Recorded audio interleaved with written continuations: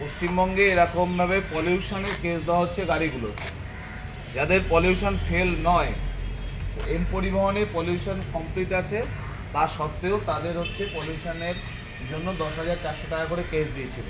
এরকম আমাদের ইউনিয়নের কাছে 33টা গাড়ির পলিউশনের কাগজ জমা পড়ে, যাদের এম পরিবহনে পলিউশন ওকে ছিল, তা সত্ত্বেও তাদের পলিউশন ফেল দেখিয়েছে।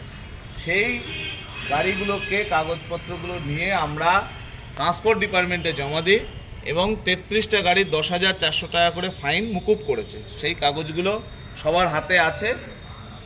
সবাইকে যেটা করতে হবে যে এরপরে আজকে কালকে যে কোনো দিন, বেশি দেরি করা যাবে না, এই কাগজটা হাতে পাওয়া 7 দিনের মধ্যে, ডেট আছে 28শে জানুয়ারি, মানে 5 তারিখের মধ্যে, 5 তারিখের মধ্যে নতুন একটা পলিউশন করে যার যে আরটিওতে গাড়ি, সেই আরটিওতে এটা জমা দিলে 10,400 টাকার যে পলিউশন লক ছিল সেটা খুলে যাবে, পলিউশনটা মুকুব হবে।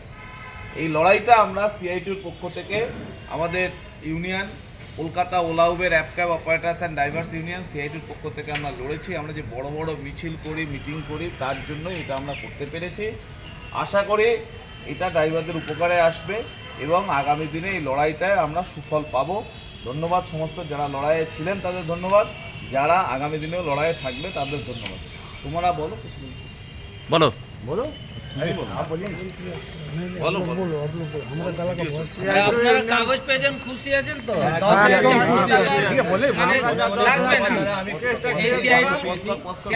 এটা সিআইটি করতে পারে, এর জন্য সিআইটিকে লাল সালাম।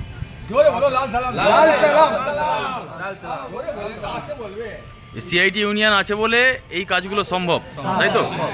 সিআইটি ইউনিয়ন আছে বলে এই কাজগুলো সম্ভব। এক একটা কেস 10,540 টাকা করে।